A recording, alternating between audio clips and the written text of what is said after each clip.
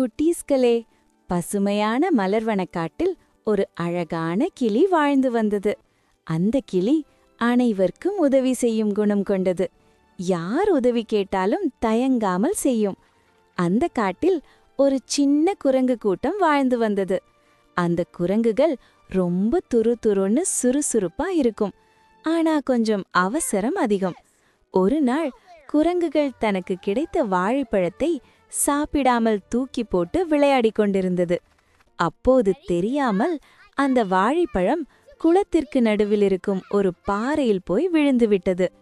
சுற்றியும் தண்ணீர் இருந்ததால் குரங்குகளால் அந்த வாழைப்பழத்தை எடுக்க முடியவில்லை. அதை பார்த்த ஒரு குரங்கு, "ஏய் கிளியே, போய் என்னோட வாழைப்பழத்தை எடுத்துட்டு வா" என்று கிளியிடம் அதிகாரம் செய்தது. கிளி எதுவும் செய்யாமல் அமைதியாகவே இருந்தது. அதை பார்த்து கொண்டிருந்த முயல் குரங்கை பார்த்து சிரித்தது. முயல் சிரிப்பதை பார்த்த குரங்கு முயல் கையில் இருந்த கேரட்டை பிடுங்கி குளத்தின் நடுவில் இருந்த அதே பாறையில் தூக்கி வீசியது.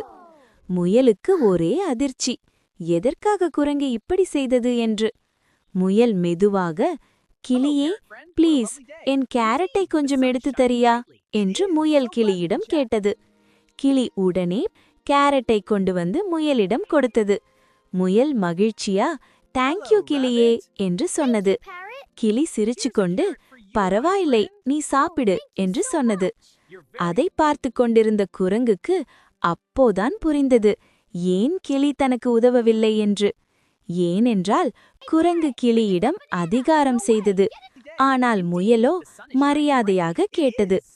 அதை புரிந்து கொண்ட குரங்கு கொஞ்சம் தயக்கத்துடன் கிளியிடம் சொன்னது, "கிளியே, சாரி, நான் சத்தமா பேசிட்டேன். ப்ளீஸ் என்னோட வாழைப்பழத்தையும் எடுத்து தரியா? ப்ளீஸ் ப்ளீஸ்" என்று கேட்டது. கிளி உடனே பறந்து சென்று வாழைப்பழத்தை கொண்டு வந்து குரங்கிடம் கொடுத்தது. குரங்கு சந்தோஷமா, "தேங்க்யூ கிளியே" என்றது.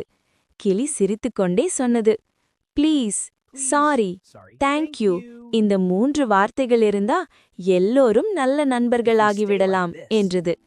அதை கேட்ட குரங்கு முயலிடமும், "சாரி முயல், நான் உன்னோட கேரட்டை தூக்கி போட்டிருக்க கூடாது, என்னை மன்னிச்சிடு" என்று சாரி கேட்டது. முயலும் மன்னித்தது. அனைவரும் நட்புடன் ஒற்றுமையாக வாழ்ந்தார்கள்.